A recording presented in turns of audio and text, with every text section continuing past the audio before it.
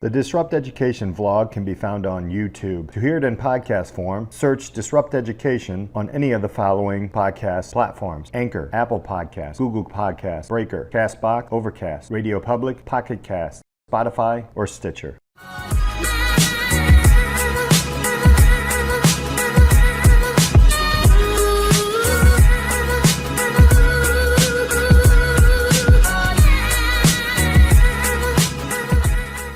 Welcome to the Disrupt Education Podcast. I'm Peter Hostrasser. Great to be here with Sarah Baker Andrus.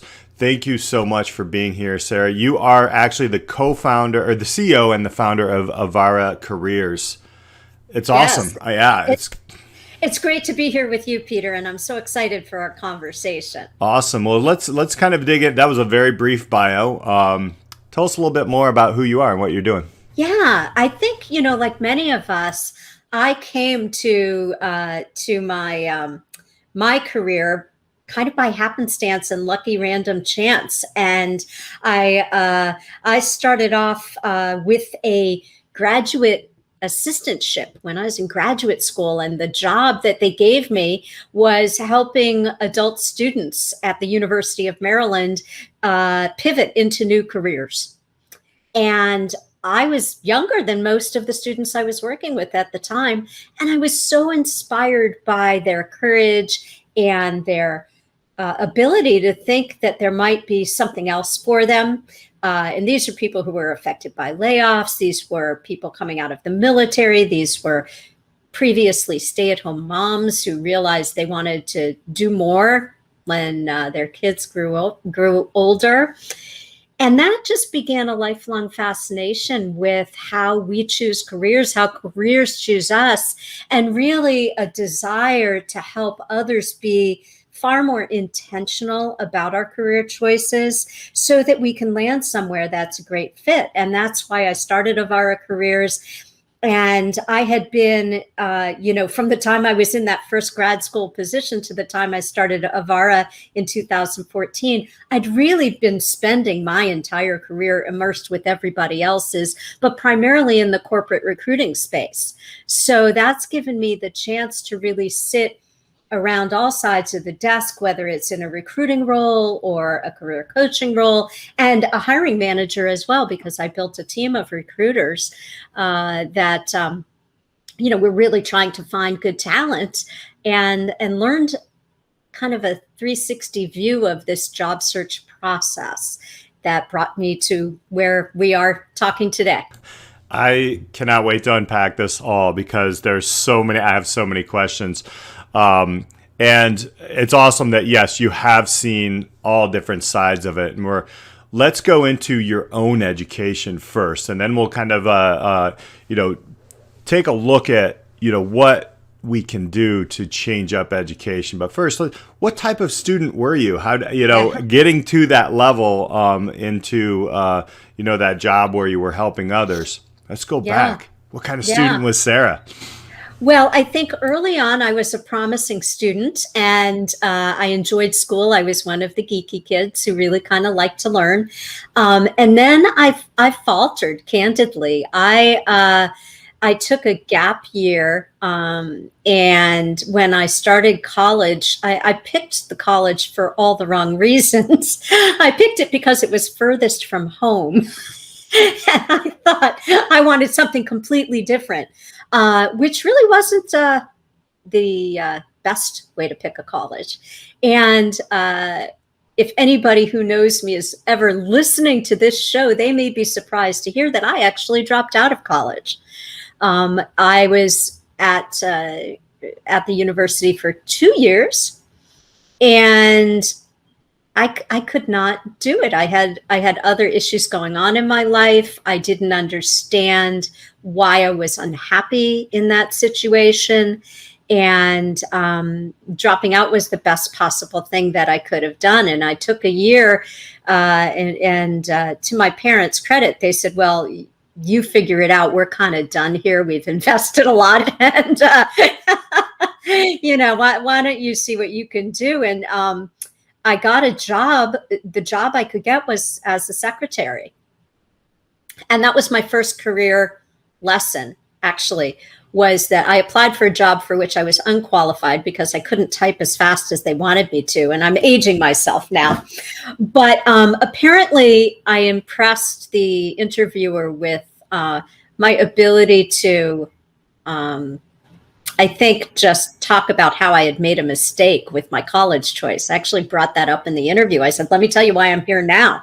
And I kind of blew it. And I don't type as fast as you want, but I'm going to work really hard. And something about what I did in that interview got me the job. I'm not really sure. It might have been my complete and utter naivete and transparency.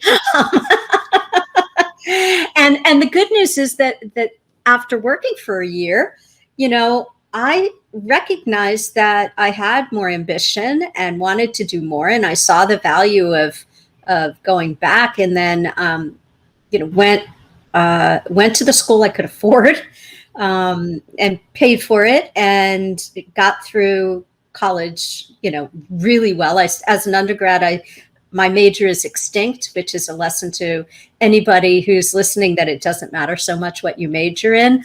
I studied Soviet foreign policy, and I minored in Russian language. And the Soviet Union doesn't exist anymore. So that's kind of, a dinosaur. But what I learned how to do is I learned how to be a student. I learned how to write really well, thanks to some very good professors. And then I went to graduate school, and my graduate education is in adult development and education. Now, okay, so then you went through, and now you started to see all the different sides of the hiring process, the working process. And we know, we've had conversations before, there are these crazy gaps that's one side only. There's not a lot of empathy. There's not a lot of understanding. We're still in certain ivory towers on one end, and employees are looking for, or employers are looking for, a certain type of employee that is not always coming out of an educational area. And now we have your business. Yeah. This is how you're changing education with the adult studies, and the things in your experiences. Let's jump into that. Tell us a little bit about what it is and what you do, and actually, how are you changing the way we do education in what you're doing right now? Because I'm so excited to share that with listeners. One of the things I think we understand just innately, anybody who's ever looked for a job understands that we're not taught how to do this. We, in our culture, in Western society, we value career so much. It becomes our identity. What's the first question that anybody asks you if they've never met you before? What do you do?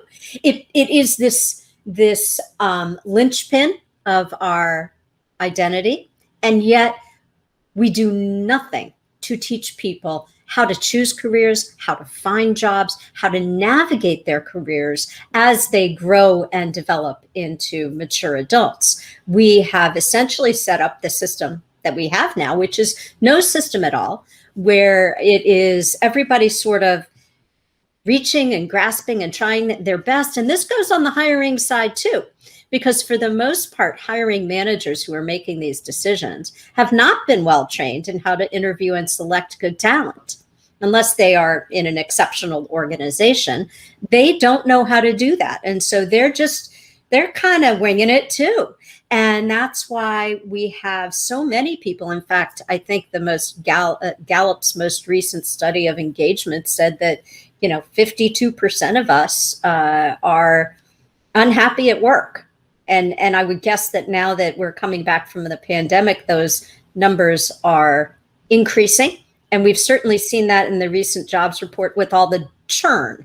There's just a lot of people switching seats and becoming more aware of, that they have choices and that they don't have to be miserable at work. And when you think about how many hours do we spend working, it's often more time than we spend with our families, right?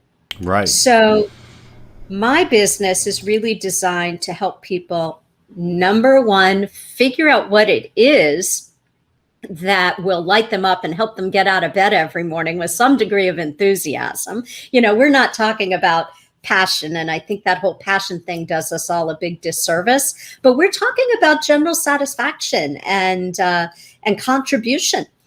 And then how do we articulate that? How do we help people figure out ways in which they can talk about what they offer to prospective employers? And that's what I love doing, is really becoming fluent in the language of ourselves.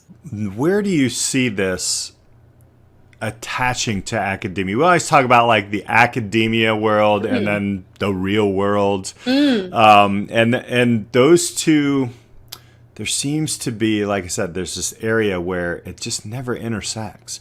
Do you see it intersecting? How do you see this playing out? And what is kind of your big hairy goal beyond like just giving people? I love the satisfaction thing, by the way, because we've been taught like all this, it's got to be the passion and it's got to be the perfect thing, and that just doesn't. Sometimes you just working a job and it's not the best, but hey, you're getting up and you're making ends meet. I think we've been sold kind of a rainbow in the sky that doesn't exist sometimes. But yeah, so where is this going? Where do you see education, academia, reality, employment? How do you see this all churning up together? I can talk more about higher ed than I can necessarily about secondary school. Yeah. And I think that I'm also, in addition to owning a business, I'm also the assistant director of career services in the business school at the University of Delaware. And so what I can say that really is working is certainly we have this in the business school at UD, and other universities and colleges all over the country are doing this well, is, are you requiring students to take a class that examines these issues? I teach that class at UD, and it's a required course for all business students. And we really talk about how do you distinguish what you can do from what you enjoy doing? How do you identify the gaps in your skills? And what are those high point experiences that you think back on that really gave you some measure of accomplishment? So this reminds me of one of my clients, Allie, who was a recent graduate from a very good school. And she came to me having had her job eliminated during the pandemic. It was a job she was enjoying.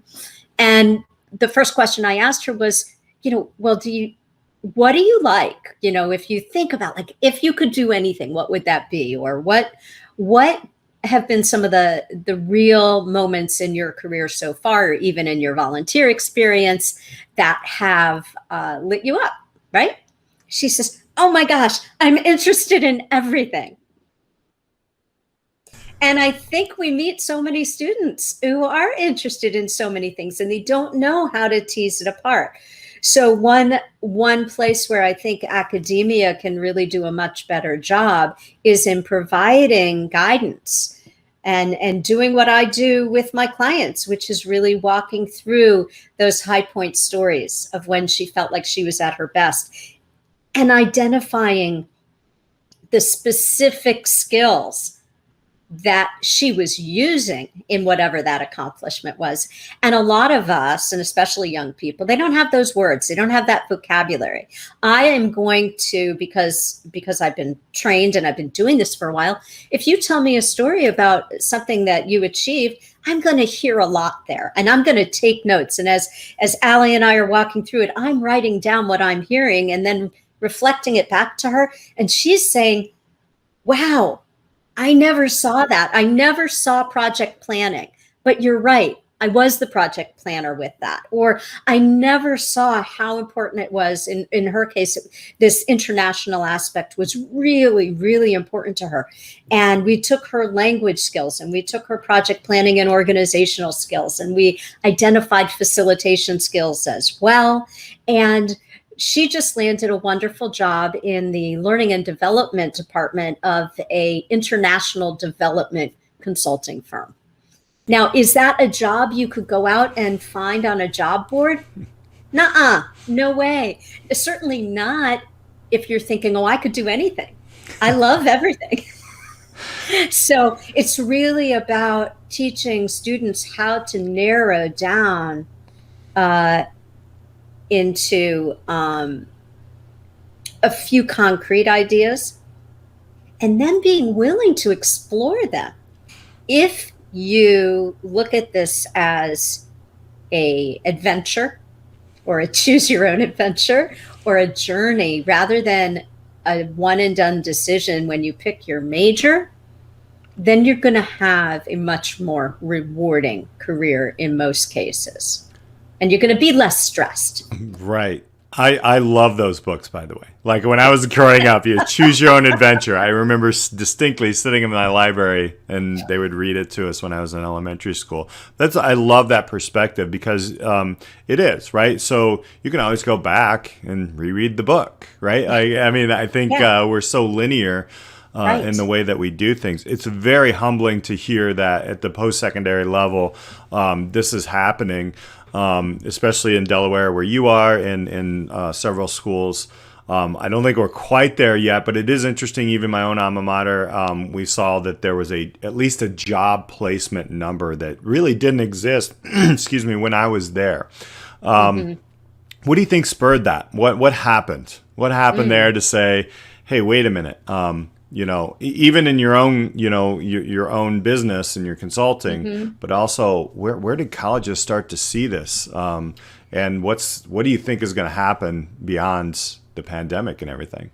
Sure. Well, I don't think it's any big secret that any college, every college, no matter how well funded or well endowed, depends on employers in its local community to hire their students.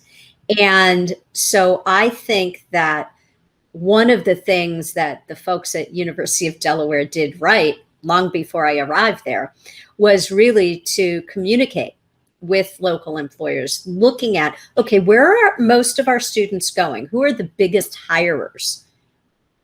And asking the question, are you seeing what you want to see? And if you're not seeing what you want to see, what else would you like to see? Or what could we be doing better? And it's really about and this brings me back to grad school, actually, when you asked about my education. I did my thesis on university industry relations and how well are the relationships between key people at any institution and the people that they serve. And this includes employers, this includes alumni, this includes parents. And I think it's all about trying to be good listeners, but also asking the right kinds of questions. And I think that more and more schools are getting on board. I'm seeing a lot of schools adopt an entire curriculum of career development that follows a student from freshman to senior year so that students are getting exposure to this consistently throughout their academic career. And I think that is a really exciting opportunity, and I think those schools are going to see the payoffs of being that intentional with how they're treating the career development role that they have. I like that. That right there struck a nerve with me because I did my internship at the end, never really had interaction, and then I realized that even though it looked good at the campus, I was on radio, and then when I went to the actual radio station, it was very different. And it was something that I didn't really enjoy. So to see that throughout is wonderful. That is awesome. Wanted to give you a chance also to talk a little bit about like how can people find you with Avarah Careers and what can they expect from your services? Because I know we have a lot of parents, we have a lot of college students who listen, and just like you, after that first or second year, they're like, I don't know why I'm here. I was just and I know a lot of students feel pushed into it because of, it makes the school look good. Their parents, they're still we're a different generation, right? And there's a lot of them that are lost. Jump into Avarah Careers and how can people find you and what can they expect? I'm at www.avarahcareers.com, And if you add a /subscribe, then you will get my weekly newsletter. And I put out something every week, career tips, advice. You'll also get 10 days to jumpstart your career search, which is just an email every day for 10 days, very low key, but it includes a 2 to 3 minute video with me, just like we're talking today, on each of these important things that we take for granted, like how to answer the question, tell me about yourself, how to use LinkedIn properly, things that people are even afraid to ask because they feel like they should know. But all of this I'm putting this out there because I believe that the job search process is fraught with obstacles and it triggers our insecurities. And we tend to go through this cycle of this, whatever the trigger is, whether it's senior year coming up or finding out we don't like that first job. We get energy, and then we don't do the right things to find the job that's right. And then our fears sink in, and then we stall again. And it's a cycle. So what I do, the services I provide, everything from, I have an online course that people can sign up for. I do private coaching, and I do a lot of work with current college students, recent college students who graduated and don't know what's next. And more recently, of course, people who've been hit by the pandemic at all ages and stages. There's been more than one student in my class at UD who has referred me to their parents. So that is really cool. But when I think about what it all comes back to is really being proactive, not reactive. And most job searches are centered on this fear of, will they hire me? And everything we do at Avarah Careers starts with a different question, which is, do I want to work here? And so really trying to empower people and remind them that we all have choices. Boy, are people starting to pick that up with this churning going on. Yes. I wanted to throw a curveball question here. Actually, there's two questions. There's a lot of anger around just the credential. Like, that's just not it. In your mind, what or your experiences, Sure. what would something else besides the credential that students probably should walk away from, let's say at the post-secondary level? I think that the most important thing you could learn is really who you are, what you're about, what you want to contribute. And then once you have some sense of that, it is about building relationships and building some confidence and actually practicing, how do I talk to people as an adult? They're emerging adults. How do I have conversations with people? Networking is kind of the nasty word, but the truth is that networking at its best is all about building relationships and making connections. So, I can think of so many students who maybe weren't getting, the best grades in the world, but they were building really meaningful relationships in college with people who are going to be able to help them.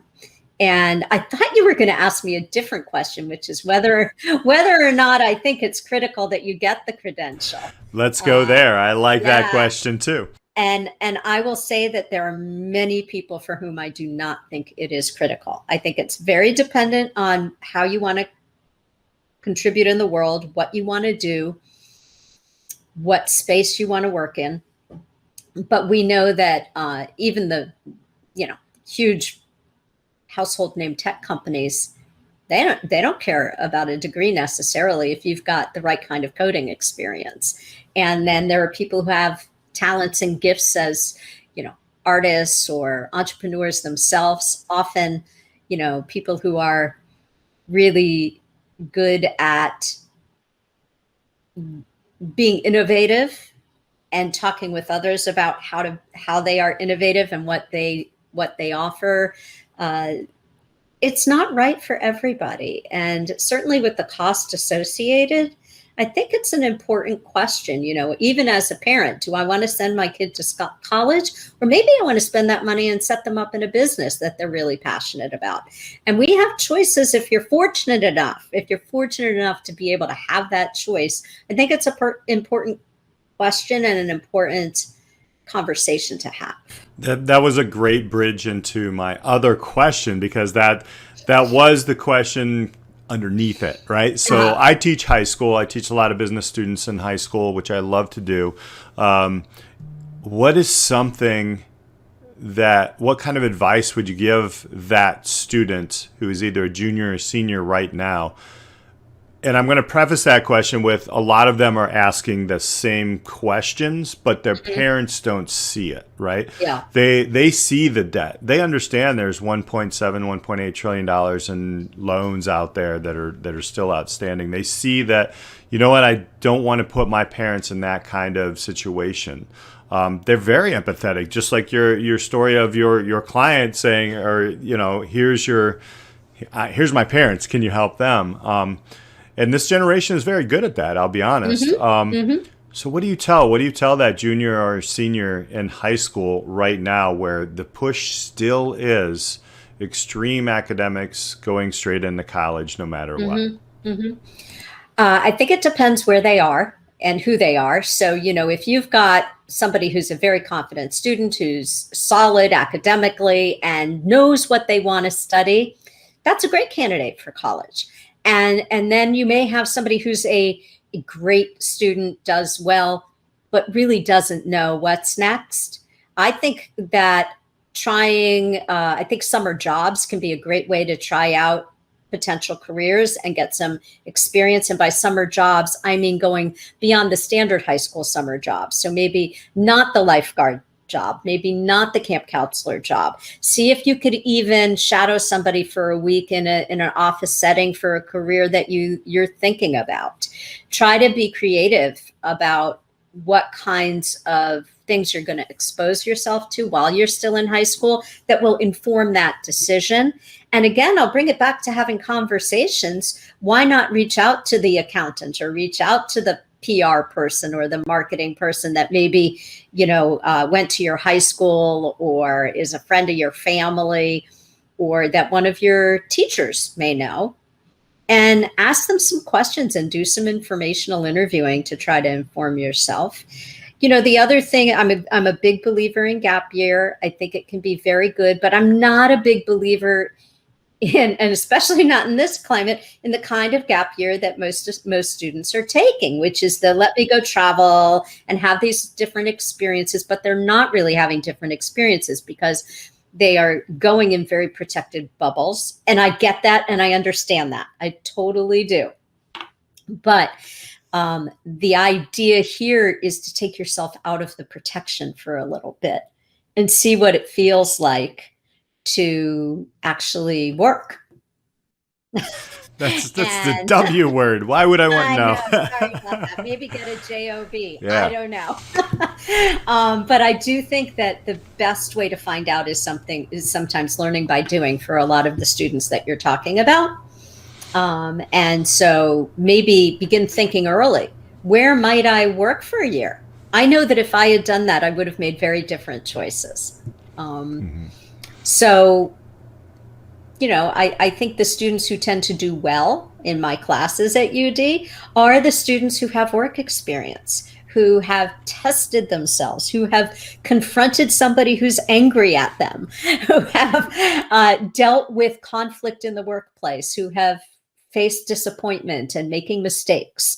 These are critical life skills, and the sooner that we get them, the better off that we will be. Fantastic advice. It's so true. The gap years of our generation was a little bit different. And building, I like to let students know, you have to build your own syllabus. And then you have to record it. And I hear a lot of consistency with, if people go to your site, avarahcareers.com, they can get a 10-day thing to where that consistency is so key, because we know after like 2 or 3 days, you either keep going or you're done.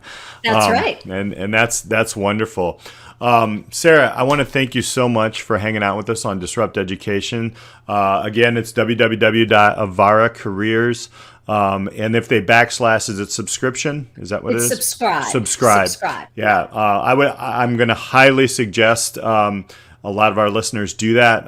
It's amazing. I know that, me, the unlearning coach, we have very similar ideas, and the more that we can get this out to young people and even older people who are in transition, it's a wonderful thing.